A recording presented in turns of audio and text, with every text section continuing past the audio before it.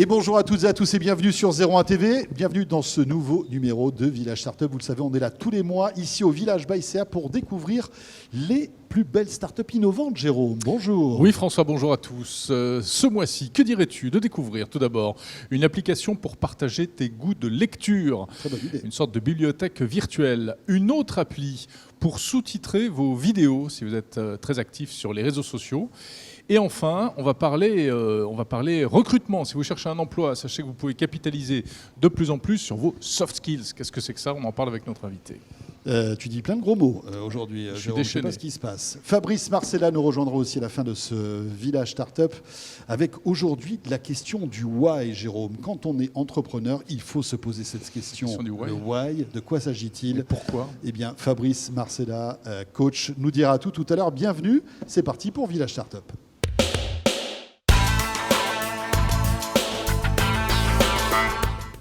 Et nous accueillons notre premier invité, Khalil Mouna. Bonjour. Bonjour. Bonjour et bienvenue. Merci d'être avec nous dans Village Startup. Vous êtes le cofondateur donc de Glyph. Glyph comme hiéroglyphe. Comme hiéroglyphe, comme caractère. C'est Donc, ça. Avec Alors, deux E. Avec Ah, deux EPH. ça fait plus start-up. LEPH, Ça fait- exactement. voilà, et puis c'est moins cher sur Internet. Ah, ça Très compte. bien.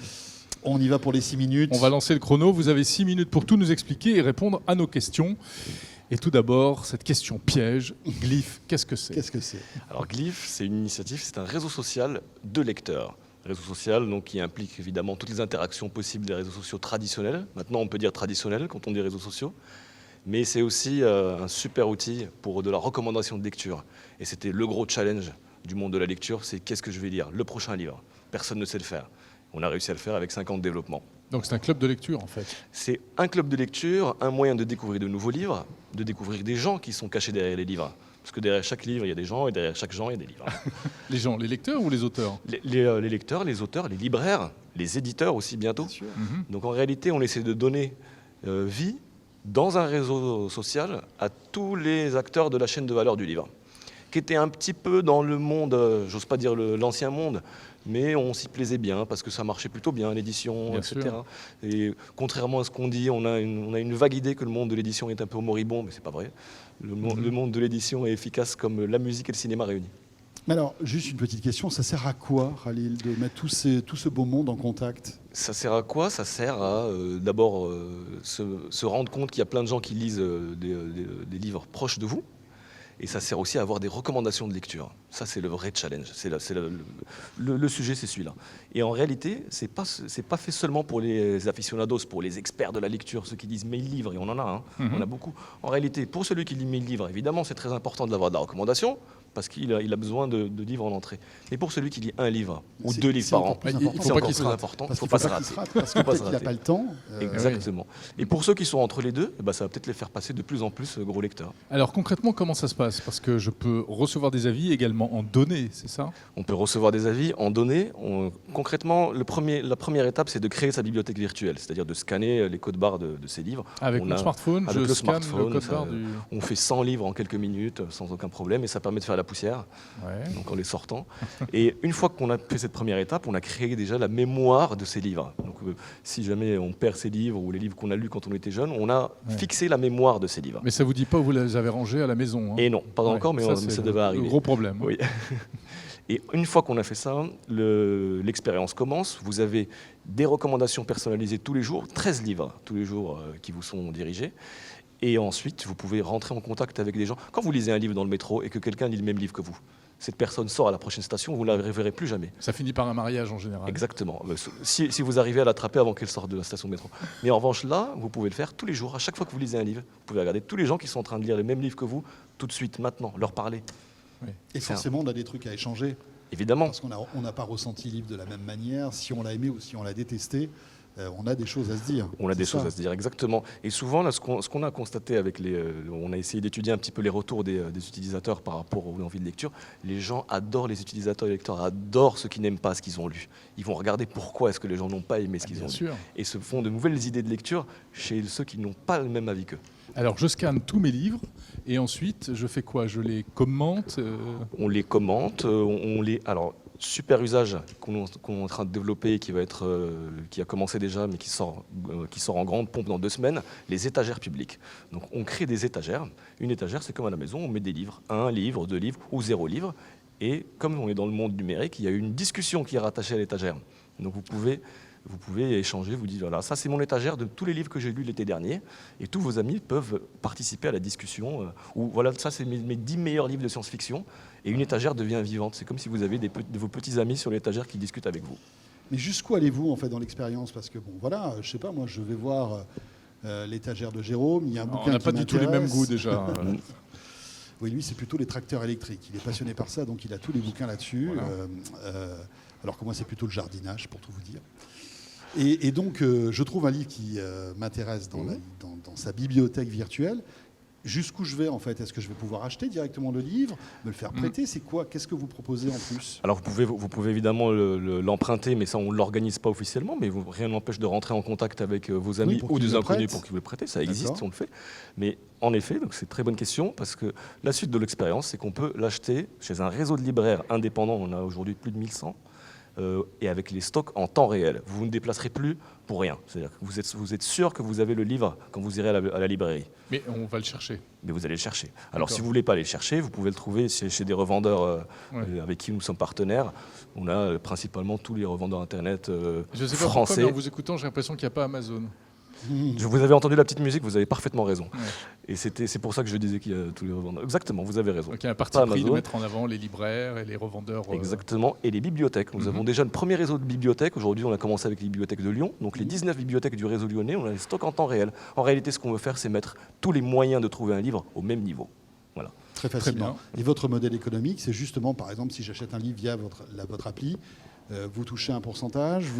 Pas vraiment. Comment ça marche? Pas vraiment. Nous, c'est pas du tout. C'est la dernière partie de notre modèle économique, mais nous, c'est plus un service qu'on rend aux utilisateurs de trouver le livre. Notre modèle économique est basé sur l'édition.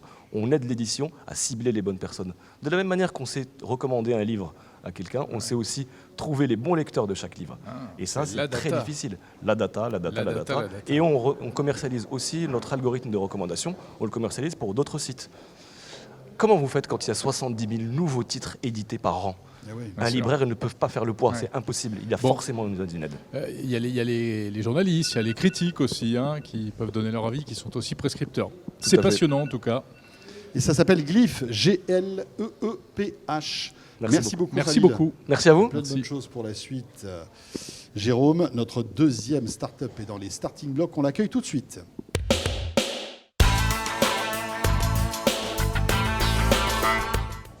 On va parler d'une application qui va vous intéresser si vous publiez du contenu sur les réseaux sociaux, sur les plateformes vidéo, etc.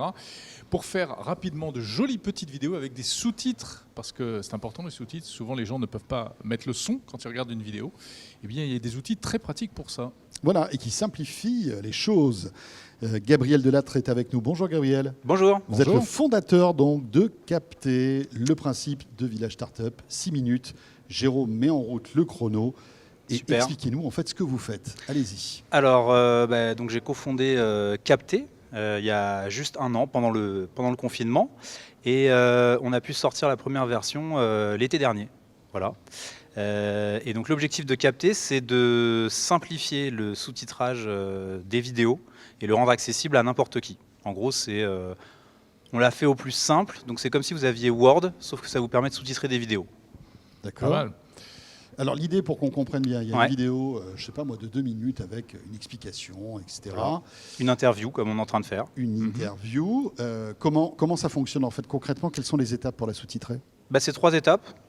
La première, uploader votre fichier sur la page web. Là, vous patientez un peu, vous faites un café. Automatiquement, vous avez une transcription qui apparaît.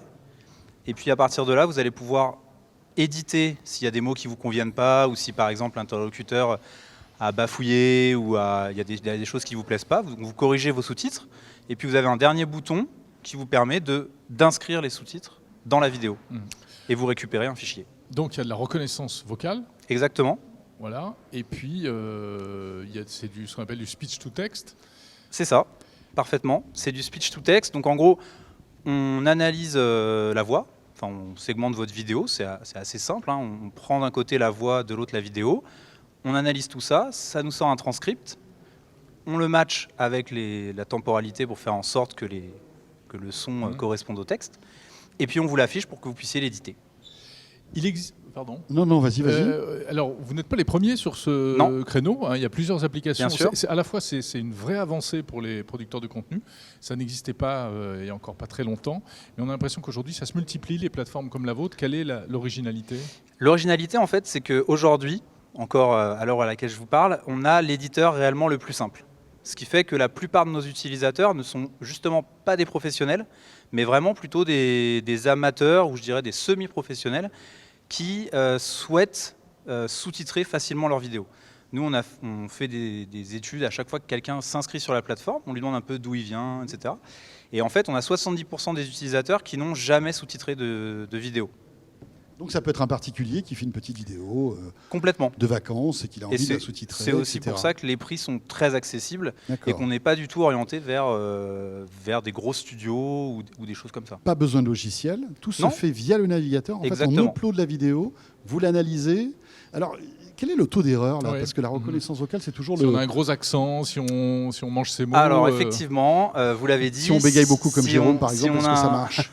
Si on a un gros accent, Ça peut arriver, c'est hein. pas encore le top, Ouais, clairement. d'accord. Après, l'avantage, c'est que on a beaucoup d'enregistrements et on a beaucoup de corrections, puisque les gens corrigent leurs sous-titres. Contrairement à un sous-titrage automatique, par exemple fait sur Instagram, finalement, le sous-titrage automatique dans Instagram ne va pas avoir le feedback qui lui permet de dire « ah ben là, j'avais une erreur ». Nous, les gens, on leur donne la transcription, ils la corrigent, Et vous, et donc, vous gardez en mémoire cette on a correction. ces informations-là. Ouais, Donc c'est en pas fait, on va pouvoir faire évoluer et améliorer l'algorithme au fur et à mesure. Et cette reconnaissance vocale, vous l'avez achetée sur étagère, comme on dit ? C'est une brique que vous avez achetée ou que Il vous y a avez une- développée ? Il y a une partie, effectivement, c'est une brique avec du machine learning qui est existante. Et ensuite, je dirais que c'est du bidouillage. Du nous est bidouillage. C'est Faut ça. pas dire ça comme D'accord. ça. C'est du fine-tuning. Alors, si on veut employer fine-tuning, effectivement, si on veut dire les choses jolies. Non, mais en gros, on a assemblé plusieurs briques et on a rajouté une surcouche qui nous permet effectivement d'obtenir des résultats. Vous Ouais. demandiez à quel point c'était efficace. Oui. On est à 98% à peu Ah, près. quand même. Ouais, sauf sur des accents très forts ou des. D'accord. Mais il se peut que je puisse uploader une vidéo qui ait aucune correction à faire. Ça arrive ou pas ? La façon dont vous parlez, oui, ce sera nickel. D'accord. Parce qu'il parle assez bien. Voilà. Parfois, c'est sur des mots. Hein. Pour avoir utilisé ce type d'outil, Covid-19, il n'y en a pas beaucoup qui ont compris encore aujourd'hui. Covid-19, on l'a pas encore ajouté à la Ouais, bibliothèque voilà, c'est ça. particulière. Ça fait partie des évolutions, effectivement, le propre vocabulaire que la personne peut ajouter. On aperçoit des images d'interface sur smartphone. Ça veut dire que c'est également disponible sur mobile ?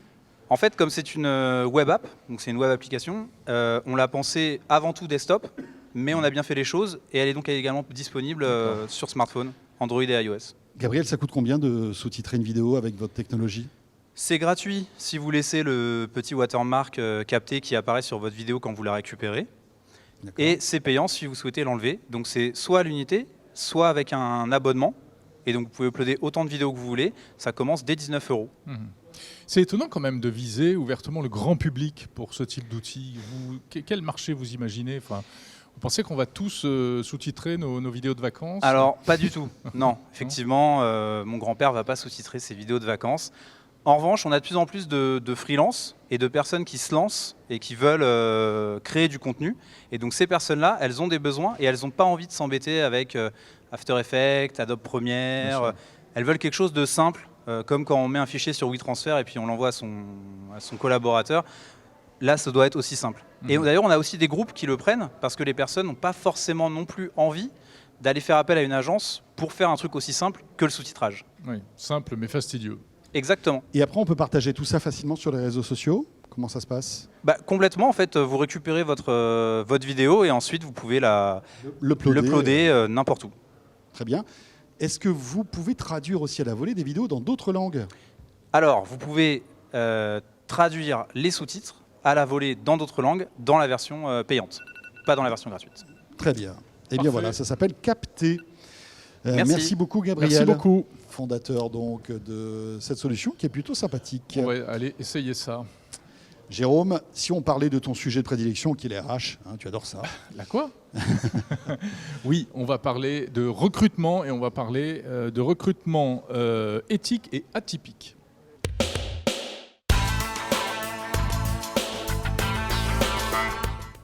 Jérôme, on va parler de RH et de recrutement maintenant. Mais attention, un recrutement pas n'importe comment. Recrutement éthique et atypique, je le disais. Bonjour Nicolas Morby. Bonjour. Bonjour Vous Nicolas. êtes fondateur de Étypique. Il y a un Y, il y a un K, il y a beaucoup de lettres. Oui, ça fait beaucoup, hein. Ça fait beaucoup, ouais. Déjà, un grand merci de m'accueillir. Et bien le micro en face de la bouche. Oui. Voilà, comme ça, nickel. C'est parfait. Un grand merci de m'accueillir dans votre émission. Merci à vous. Ça nous Vous fait allez plaisir, nous... c'est 500 €. 500 bien €? évidemment. Non, C'est pas c'est très un peu cher. cher c'est quand pas même, hein. vrai. On plaisante, bien sûr. C'est totalement C'est faux. totalement gratuit. Ou en C'est- bitcoin, on prend les bitcoins. En aussi. bitcoin? Bon, ça Alors va. attention, c'est parti, 6 minutes pour découvrir Étypique. Alors présentez-nous. présentez-nous. Étypique, je l'ai dit, éthique et atypique. Alors, Étypique, c'est un nouveau mode de recrutement qui part du principe que ce n'est pas aux candidats d'aller vers l'entreprise, mais plutôt à l'entreprise d'aller chercher leurs futurs collaborateurs directement sur leur lieu de vie. Donc, quand je parle de lieu de vie, je parle au pied des immeubles, dans les centres commerciaux, en frappant aux portes.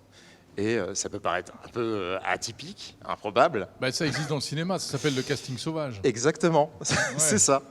Et justement, pour faire un lien avec le cinéma, moi, mon ancienne expérience professionnelle, c'était la collecte de fonds pour les ONG. Vous savez, toutes les assos que vous croisez dans la Ouais. rue. Ouais. Et c'est pour ça que je me suis dit, plutôt que Où vous d'aborder recrutez des gens... des dons, en fait. Et oui, c'est ça. Mais sauf que là, je vais vers les candidats en me basant sur leur savoir-être et leur proposer de les mettre en relation avec des entreprises qui recherchent. Alors, c'est quel type de candidat? Parce que comment vous recrutez des gens dans la rue? C'est vrai que ça peut paraître un peu bizarre. Dit comme ça, c'est tout le monde. C'est un recrutement qui est clairement inclusif. L'idée, c'est vraiment de se baser sur le savoir-être. Je vais vous parler de ma dernière expérience professionnelle. J'ai eu la chance de recruter 100 CV avec des personnes extraordinaires qui faisaient bien le boulot. Et je me suis dit, mais pourquoi on n'irait pas dans la rue pour aller chercher ces personnes-là et les faire rencontrer des entreprises qui recherchent. Je vais vous donner une stat. En 2018, 350 000 postes n'ont pas été pourvus faute de candidats. Et de l'autre, là, comme vous le savez, il y a 3,6 millions de personnes qui sont sans emploi Alors qu'on le sait bien, il suffit de traverser la rue. Hein, Oui. pour- pour trouver Voilà. du travail. Quand ça marche. Mais dites-moi, comment vous allez... Après, quand on sélectionne des candidats, il faut quand même qu'on ait un minimum d'informations sur leur parcours professionnel, Oui. sur leur parcours d'études, etc. Il y a les Là, soft dans la skills, rue, mais, Sauf skills, il y a les hard mais il y a aussi skills. les hard skills. Voilà, c'est effectivement. ça. Ah ouais. Alors, comment ça se marche? Alors, c'est très simple. C'est une équipe formée. On aborde les gens qui font remplir un questionnaire qui est élaboré par une docteure en sciences cognitives. Ce questionnaire met en avant les savoir-être. Ensuite, les personnes matchent ou non Il y a le micro. avec certaines offres. On se rapproche du micro. Ah, Voilà. excusez-moi. Alors, je répète. Non, allez-y, allez-y, d'accord, ça ok. marche bien. Ça marche. Du coup, alors, c'est des équipes formées qui abordent les gens en leur faisant remplir des questionnaires élaborés par une docteure en sciences cognitives. Et l'idée, c'est de mettre en avant le savoir-être. Ensuite, ils remplissent des questionnaires métiers. Et là, justement, on évalue en fait les hard skills par rapport au poste qui est à pourvoir. Et c'est pour cela en fait qu'on arrive à matcher avec les entreprises qui recherchent. Ok, alors comment vous vendez ça ensuite aux entreprises? Vous leur dites, vous cherchez des ingénieurs, écoutez, moi j'ai trouvé 3 mecs qui sont plombiers, mais ils ont des super soft skills. Exactement. C'est ça? Non, c'est plutôt des métiers en tension. Ouais. Et typique, c'est des métiers en tension tels que des préparateurs de commandes, des métiers de la santé, dans le BTP. D'ailleurs, c'est pour cela que je travaille. J'ai la chance, en tant que jeune structure, de travailler avec des structures comme VP, comme Suez, comme le Pôle Emploi. C'est pas Et- des métiers qui nécessitent de haut niveau de qualification et de formation. Effectivement, exactement, D'accord. c'est ça. Mhm. C'est pas forcément des métiers qui exigent de haut niveau de Pas qualification. forcément de diplôme ou de... Pas forcément de diplôme. Mais après, l'idée, c'est d'aller vraiment dans cette direction, quoi. Et de les convaincre de venir travailler chez nous. Enfin, en tout cas. Exactement, c'est ça. Mais comment ça se passe, vous savez déjà, lorsque vous vous baladez devant un centre commercial, par exemple, et que vous allez commencer à recruter, vous savez pour qui vous allez recruter, ou vous savez simplement que vous faites un vivier de personnes qui pourraient être susceptibles d'être intéressées par des entreprises? Comment ça se Non, passe? je suis vraiment mandaté par les entreprises autour de leur zone de chalandise. Et donc, du coup, je rencontre les personnes, j'ai une mission bien définie, je rencontre le RH, j'évalue leurs besoins, donc je sais exactement ce qu'ils recherchent. Et ensuite, autour de leur zone de chalandise, j'aborde les personnes pour justement voir s'ils correspondent véritablement au poste en tant que tel. Alors, il n'y a pas beaucoup de technologie dans votre entreprise. Alors si, justement, au niveau de la détection de soft skills, donc c'est quelque chose d'assez assez chouette, c'est-à-dire que grâce à une docteure en sciences cognitives, on a réussi en 16 questions à permettre à ce que les gens puissent mettre en avant en tout cas les savoir-être rudimentaux pour qu'ils puissent... Qu'est-ce qu'il faut pour être un bon candidat ? Un candidat, du leadership, adaptabilité, flexibilité, surtout aujourd'hui avec cette crise sanitaire, et surtout savoir prendre du recul, et ça c'est extrêmement, extrêmement important. Et ça marche. Est-ce que vous recrutez beaucoup de monde ? Oui, clairement. Les métiers en tension, il y en a toujours eu, et encore plus aujourd'hui qu'avant. Comme vous le savez, il y a 6,8% d'augmentation de chercheurs d'emploi. Donc là, clairement, ça recrute. Et ça vous permet d'évacuer certains profils, des gens à problème, on va dire, des gens qui vont, ça va mal se passer, il y a des risques de friction importants. C'est intéressant comme question, dans le sens où, effectivement, c'est toujours une question de croyance. Vous savez, il y a la croyance du DRH qui se dit, bah, tiens, ça va être des personnes à problème, qui n'ont pas forcément les diplômes en tant que tels. Et alors que ces personnes ont envie de travailler, quoi. Ils ont des soft skills extraordinaires, ils ont juste envie d'apprendre de nouvelles choses. Et en fait, dans ce modèle-là, justement, ça permet à ces DRH d'avoir... Quand je parlais à problème, c'était pas forcément des soft skills extraordinaires. Vous voyez, d'accord. Il y a des gens qui sont négatifs, des gens on sent que ça va être un problème. Et oui, c'est je vois ce que vous voulez dire. Et c'est Mais ça existe. Après, questions. il y a toujours un poste qui va leur correspondre. Donc, bien évidemment. Intéressant, tiens, c'est rigolo. Très bien. Ça s'appelle Atypique. Oui. Nicolas, on arrive au bout des 6 minutes. Merci. Merci beaucoup. Merci à vous. Et donc peut-être qu'on va vous croiser, peut-être même à l'entrée ici du village, pour recruter les gens. Et j'aimerais bien faire votre test qui doit être très intéressant. Oui, Merci beaucoup. Et on va terminer ce village startup avec notre coach, Fabrice Marcella.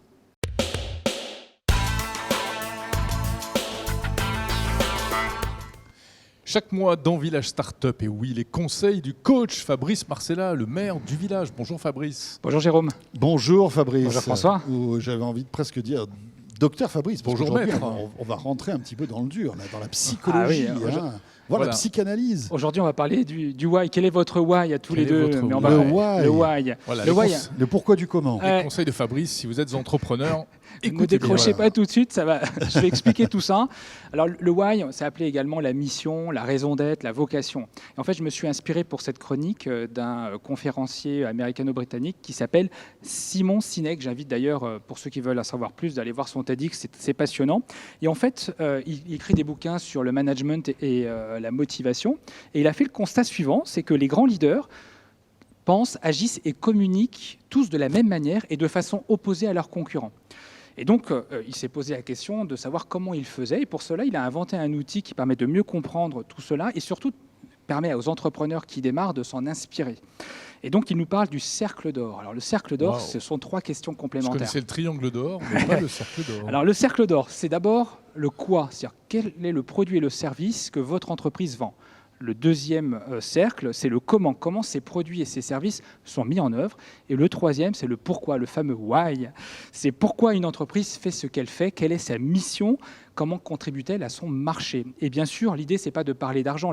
L'argent n'est que le résultat et la conséquence de tout ça. C'est avant tout quelle est la mission, pourquoi l'entreprise fait ça. Alors, les grands leaders commencent toujours par le pourquoi. Ensuite, ils parlent du comment et ils finissent par le quoi, ce qui n'est pas naturel. Généralement, les entreprises, en tout cas les uns et les autres, Oui. on commence par expliquer ce que l'on vend Voilà, sans expliquer on le commence par du pourquoi. quoi. Bien sûr, C'est ça. mais concret. Et en fait, c'est la raison qui explique notamment pourquoi certaines organisations et certains leaders, finalement, inspirent davantage que d'autres. C'est parce que, justement, ils commencent à expliquer le pourquoi. Alors, ce que je souhaitais vous dire, c'est que, justement, c'est que l'idée, c'est de faire en sorte que ce pourquoi va inspirer l'entrepreneur au moment où il va jeter les bases de son projet. Ça va lui permettre ensuite de définir quels sont les fournisseurs avec lesquels il souhaite travailler, quels sont les éléments de son pitch. Il va donner du sens et va permettre finalement d'avoir une étoile polaire qui va le guider au moment où il va développer son entreprise. C'est complètement en phase avec cette notion d'entreprise À mission. À mission. Cette hein, entreprise c'est à ça. mission. Et pour prendre un exemple qui va permettre de parler à tout le monde, on va arrêter avec le conceptuel, on va aller cette fois-ci dans le plus opérationnel, on va parler d'Apple. Apple, tout le monde connaît la communication d'Apple. Et en fait, Apple, si Apple communiquait de façon très classique, il dirait quoi ? Il dirait, nous faisons de bons ordinateurs. Donc, ils sont déjà que sur le quoi. Ensuite, sur le comment, Ils vont dire, nos ordinateurs, ils ont un bon design, ils sont conviviaux, ils sont faciles à utiliser, voulez-vous en acheter? Ce n'est pas ce qu'ils font. Ils font l'inverse, en fait. Ils commencent par le pourquoi. Vous connaissez le pourquoi d'Apple? Vous sauriez dire quel est le pourquoi d'Apple, quelle est la raison d'être d'Apple, quelle est sa mission?